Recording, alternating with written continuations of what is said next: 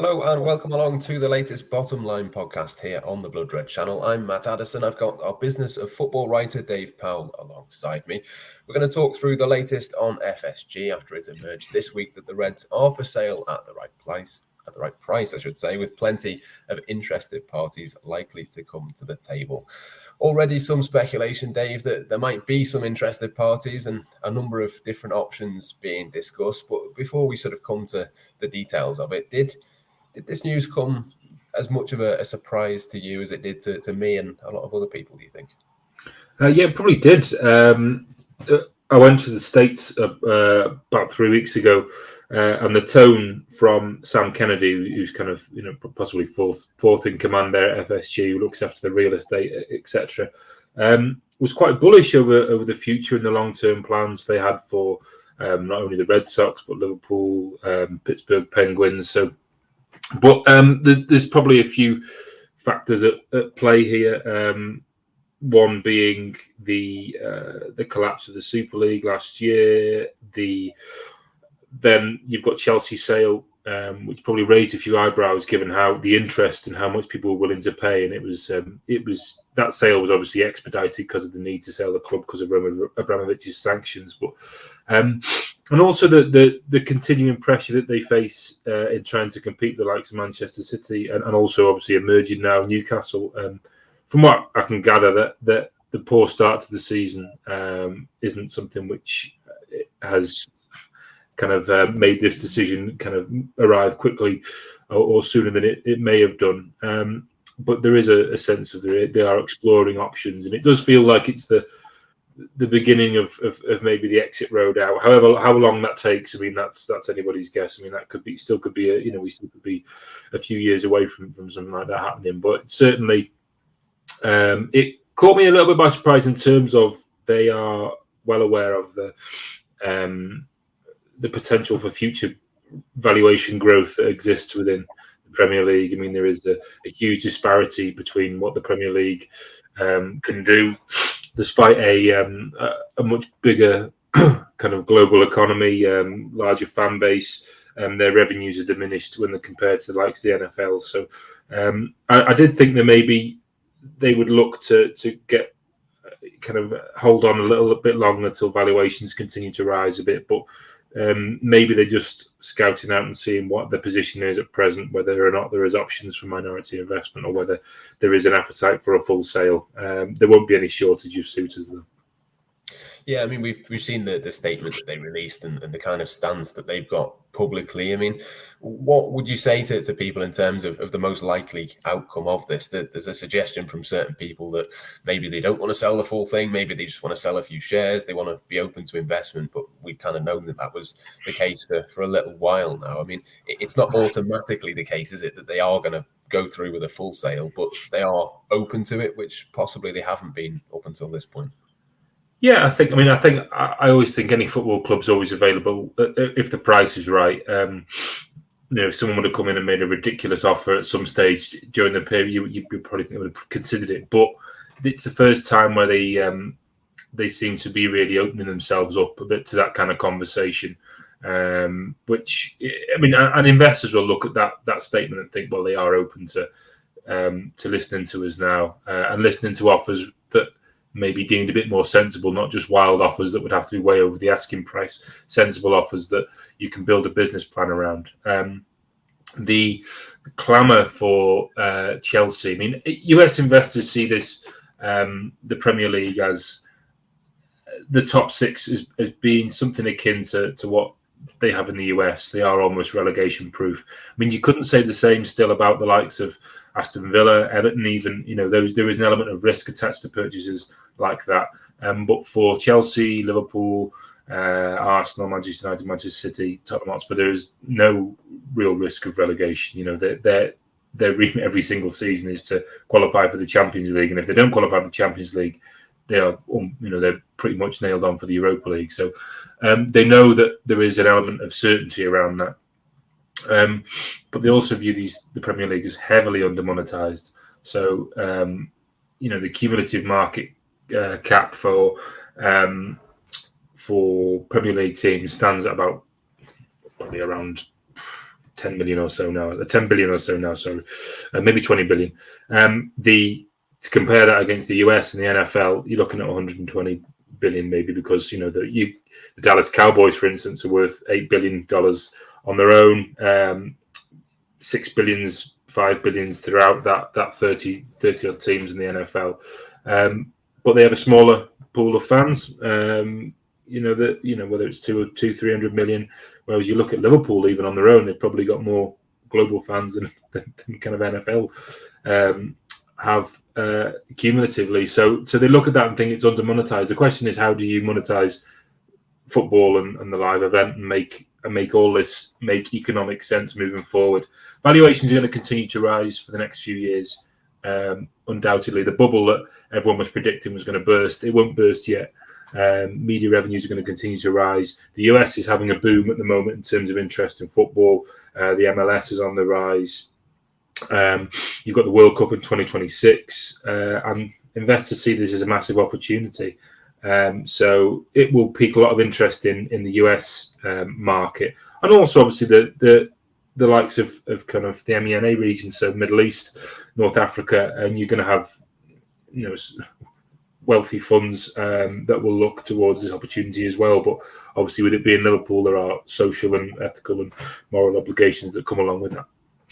Yeah, you'd like to think that FSG would want to think about those things as well in terms of protecting their legacy. And obviously, we're going to come on to kind of the job that they've done and all of that sort of stuff. But it does have to be said, just because people might look at it and go, well, FSG are going to be sold, there might be a bit more money in the transfer market and stuff like that. There's lots of other sort of considerations that have got to come into this. What people don't want is for Liverpool to become a sports washing project and that kind of thing. There's so many elements of this that have to be thought about. Yeah, and I don't think they will. I do think that given this is a process which doesn't need to be a swift sale. It's not like Chelsea. I don't think there's a real get out. It's not a fire sale. They're not looking to immediately exit. They will probably try and be selective and try and hand over to custodians that they feel that can take the club to the levels that maybe they thought they couldn't under their model, but also ones that chime with the kind of aspects we talked about Liverpool, kind of the social and moral and ethical obligations. Liverpool's a city unlike any other really. So there is going to be an onus on them to ensure they pass the baton to owners who will be able to carry on what they've done in a similar manner. But obviously, fans will hope that involves them spending more money in the transfer market. Just in terms of the transfers, it was a point Dave Lynch made on the podcast yesterday that you look at the amount of profit that FSG, if they were to sell Liverpool now for, let's say, 4 billion or whatever it might be, they're going to make 10 times as much as what they paid for it at the very least. Is that a sort of pointer towards maybe they could have taken more risks? We heard Jurgen Klopp talking about maybe they could have taken one or two more gambles at certain points. They could have maybe put in a bit more money. Is that a kind of fair assessment, do you think, when you look at the amount of profit they're going to end up with, whether that's now, whether that's in 5 years' time or whatever? Could they have maybe put in a little bit more, that being the case? Yeah, I think so. I think, for all, you can praise the job they've done in terms of their stewardship of the football club, in terms of there's a new training ground, the stadium is infinitely better than it was. The club has returned to the elite in European football. It's won the Premier League, the Champions League, but they have missed the boat on occasion. So there's been transfer windows. Even recently, they probably missed 2 windows, which is going to put them back in terms of recruitment. And they've allowed kind of aging squads, etc. But they really, so you can argue, you can praise what they've done as a business in terms of how they've led it. They've delivered success, but they haven't invested in the actual product on the pitch and taken enough risks at times to really hammer home the advantage that they did have. Because during that 18-month period when they won the Champions League, Premier League, they were the best team in the world. But at the same time, they run these things as businesses. So you look at Manchester City's accounts yesterday, £613 million worth of revenue. Commercial revenues are 309 million, which is 91 million ahead of what Liverpool were last year, which seems kind of unfathomable because, you think about Liverpool's global reach, the partnerships that they have, and they're just unable to keep pace with kind of these commercial relationships that Man City are able to strike up. I mean, they have a simpatico relationship with the Middle Eastern business, obviously, and that aids their efforts. So they've done what they could do to kind of keep pace with what City had done in a different model. I mean, but ultimately, it does feel like unless people are going to spend money, that that's the way the game is heading now. It's going to be a kind of whose checkbook is the biggest, and that's probably a sad indictment of where we're heading with English football as a whole. I mean, it's a different topic altogether, that, but we'd probably be in a better position if all clubs move towards a more sustainable way of working, where they did actually look a bit more closely at their profit and loss rather than just paying exorbitant fees. But we are where we are, and there is a need to keep pace with the biggest teams that are willing to spend, because that ultimately is where your revenue streams lie, so the Champions League, etc. So they've been kind of caught between a rock and a hard place, I think. So the model they will feel still works. You can still be smart. You can still find those marginal gains, as they used to call it, as Dave Brailsford in cycling used to call it. But it's probably going to get harder and harder because there are more and more people doing that now. Chelsea have come in. They have the same idea, but they've also spent heavily. It's not working out for them at the moment. Tottenham have come in and had a similar idea again. So it's only consistently working at present for Manchester City. Arsenal having a great season, but if you think about where they've been for the past decade, maybe that's been a real challenge. And Stan Kroenke is still there. I mean, that the ownership model hasn't changed. It's still having a good season, so the optics around it look different. But for Liverpool, they probably missed an opportunity when other teams were having a fallow period. So Manchester United's lack of success, that's not going to continue indefinitely. Same for Arsenal, same for Chelsea. So they probably didn't hammer home their advantage with really backing Jurgen Klopp on a couple of windows where they really could have taken the really moved ahead of the chasing path and created a real gap between themselves and Man City, which did exist for a little period. But yeah, it seems like it's a long and expensive road back to that now. Is that the reason, do you think, for this decision and this kind of change in stance, that they almost feel that unless they throw absolutely loads at it, which they've never done and never were likely to do, that it's probably a little bit tough to keep pace? Have they almost taken Liverpool as far as what they, under their model, realistically think they can achieve? I think they still think there's growth. They still think there's elements for growth, but it gets harder and harder every year to do that, because City keep on pulling that little bit further away, that little bit further away, that little bit further away. And Liverpool are, they're a strong commercial department. They pull in some big deals, but ultimately the player trading model can't work every single year. There has to be kind of years where that doesn't deliver the kind of yield that it has done previously. This next summer is probably going to be an example of that. They haven't got as many sellable assets, but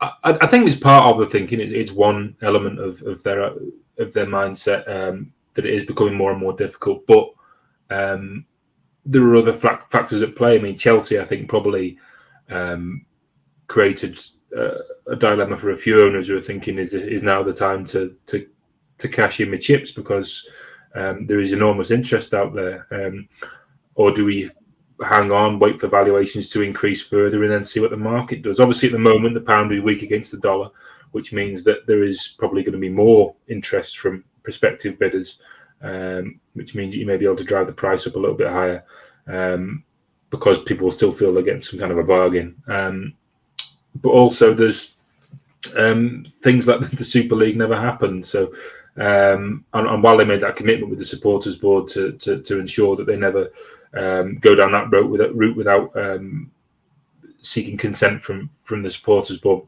beforehand, it's still a handbrake on what they can do in the future.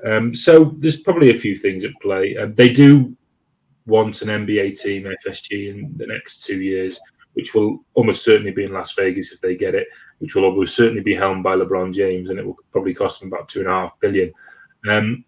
I wonder if they did exit Liverpool, whether that would probably be it for them in Europe, or certainly European football. I think if they did, they would probably focus their attentions on what they can do at home with the cost certainty, because it's interesting that throughout all the, as you see, Manchester City have grown, City Football Group have continued to invest in multi-clubs, and that kind of, that web continues to move outwards, and it pays dividends. Their recent accounts show that the kind of the sharing of data and what they do in the player trading model, all that goes towards helping them, helps the sum of the parts, and Manchester City benefit greatly from that.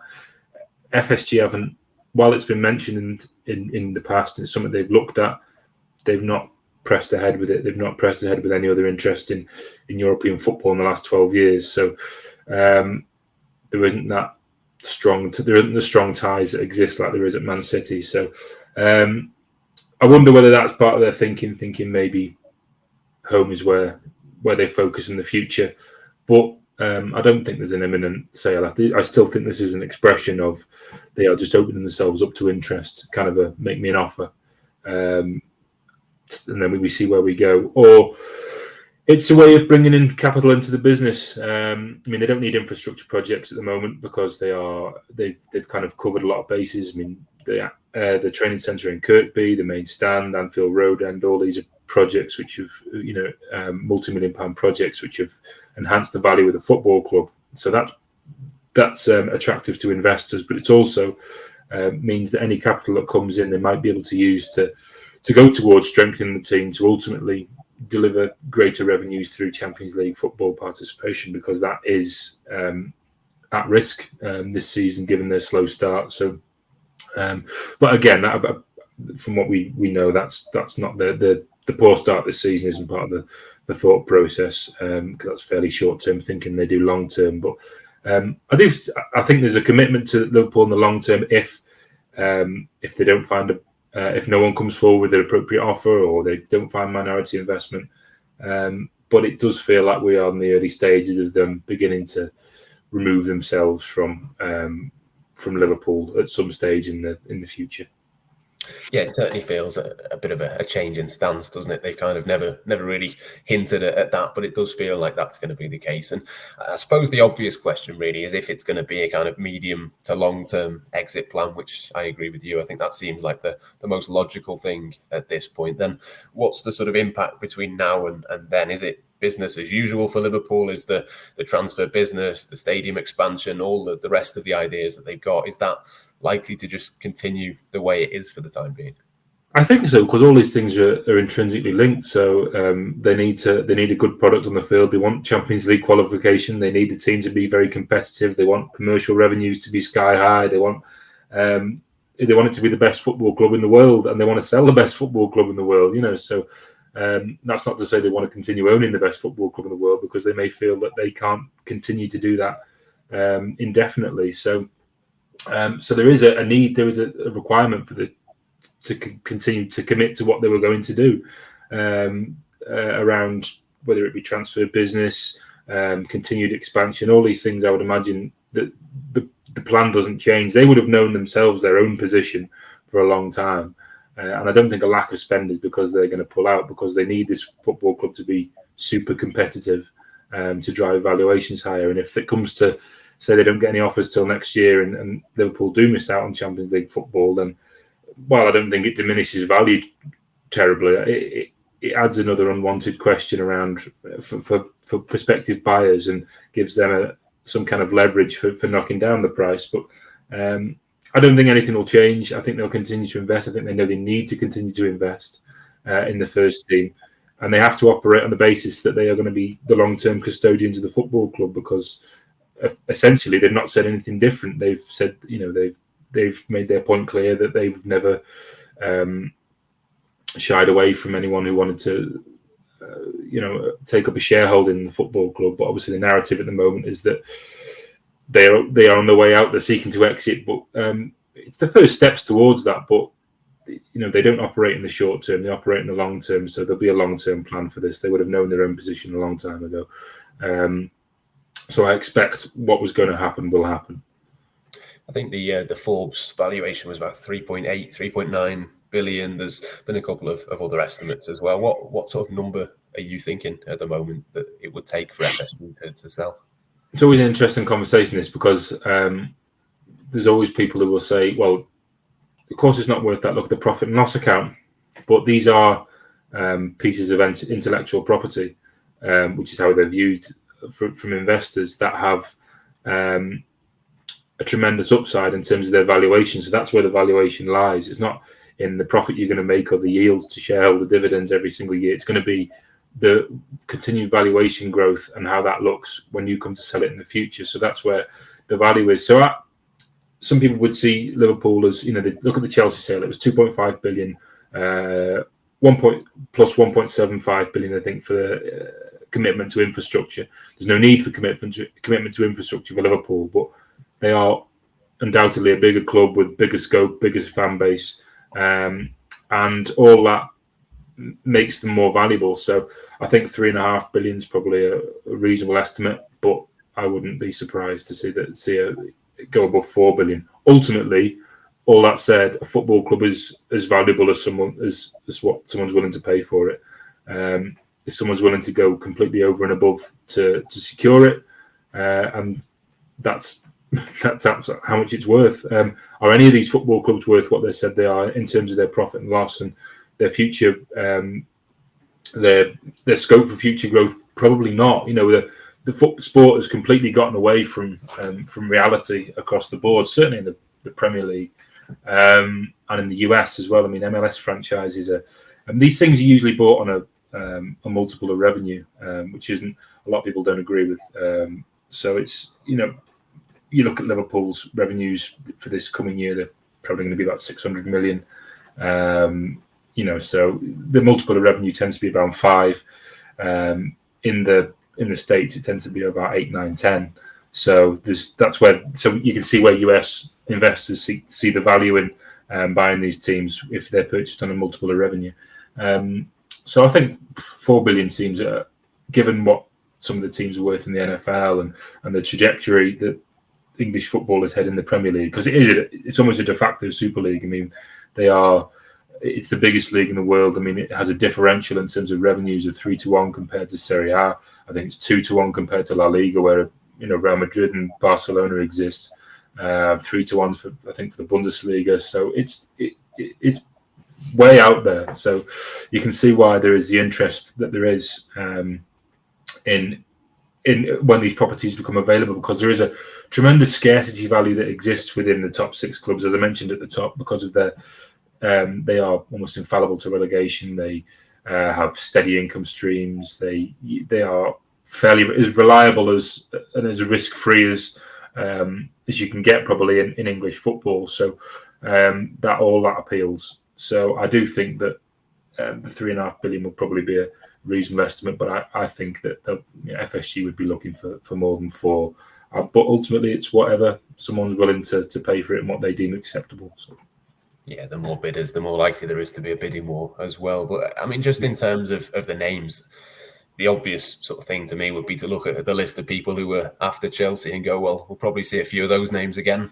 There's been, I think Dubai has been linked. Obviously, there's sort of various states that would have enough money for this to be the case. Is that kind of where you're looking at in terms of possible sort of names, really, just to look back at not just Chelsea, but we've seen Manchester United and Arsenal at certain points. There's been a few people who've been quite keen to attach their name to these clubs, shall we say.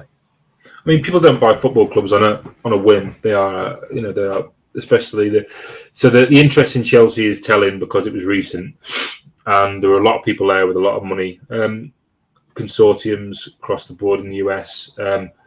So they saw that was an opportunity which presented itself for an asset similar type of value of Liverpool. Liverpool more expensive for the reason I mentioned before, but they will. A lot of those will still be in play again. So you look at Martin Broughton, former Liverpool chairman, man who helped facilitate the move from Hicks and Gillett to FSG. He was in a consortium with Harris Blitzer, Sports and Entertainment. So that's David Blitzer and Josh Harris. They both own about 18% of Crystal Palace. When I was in the US recently, David Blitzer said that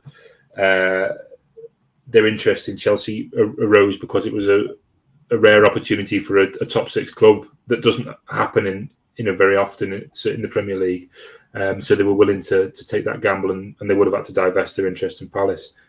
What's changed with Liverpool? It's an opportunity which has presented itself, or may have presented itself to them. So those type of names would be in the mix again. Jim Ratcliffe is mentioned ad nauseum. So it's wherever there's a potential vacancy, it's Jim Ratcliffe. Names like Elon Musk and things, people mention, they're just nonsense, really. So there'll be a family wealth group. So the Ricketts family were on the Chicago Cubs. They are understood to still be in play for a major team. So Premier League teams don't come up very often. So expect a lot of the similar names who were in the game for Chelsea who didn't get it. Stephen Paliuka among those, to maybe make another play for it. Obviously, Dubai and the Middle East, Bahraini wealth funds, etc. They're all mentioned, but it's kind of just it's people are throwing darts and hoping they get treble 20 at the moment. It's but no one's shown their hand. A lot of guesswork involved, which is basically what I've done there with the names I've given you, but some educated guesswork, I suppose. Yeah, there's only so many people who've got that sort of money. Of course there is, yeah, but I mean, it will largely be, if it's not from individual family wealth in the Middle East, it will be from consortiums in the US. It will be a mishmash of different people that will come forward for this. It won't just be one person coming forward.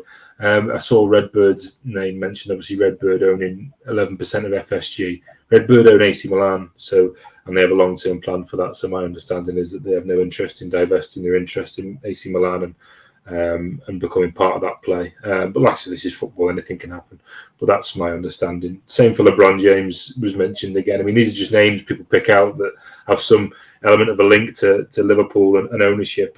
But the reality is, there will be heavy interest from US private equity in this, as there will be from independent wealth in the Middle East.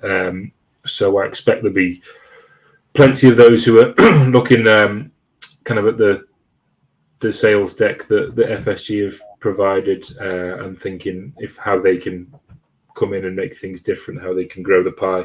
But ultimately, they'll have to make FSG an offer they can't refuse, I think, because I still think that their preferred course of outcome would be a sale of a minority stake and then continuing to own Liverpool for a few more years while the value increases until such time they can yield a greater profit. But with other things that they'd like to do in the US, they may try and expedite that process a little, so to make it a little quicker. But it's going to be an interesting few months anyway. Yeah, it certainly is. And if there are any developments, you'll see them, of course, across the Echo's website from Dave and the rest of the writers, all the analysis across Liverpool.com and Blood Red as well. But thanks very much to Dave for joining me. I think we'll leave it there for now. Hopefully that has answered a few of the questions that you might have. Still, as we've said, a long process potentially before Liverpool are in new hands, but we'll keep you updated in all of the usual places. From myself, Matt Addison, and from Dave Powell. Thanks for listening and goodbye for now.